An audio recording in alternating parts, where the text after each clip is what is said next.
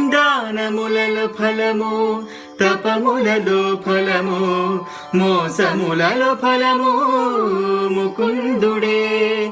జ్ఞానములలో ఫలము, జపములలో ఫలము, జ్ఞానములలో ఫలము, జపములలో ఫలము, నానా ఫలములును నారాయణుడే. నానా ఫలములును నారాయణుడే. భావించి తెలుసుకుంటే భాగ్య ఫలము.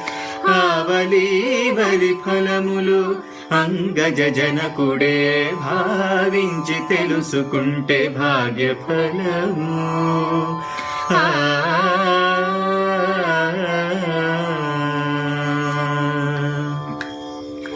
సతతయోగ ఫలము, చదువులలో ఫలము, అతి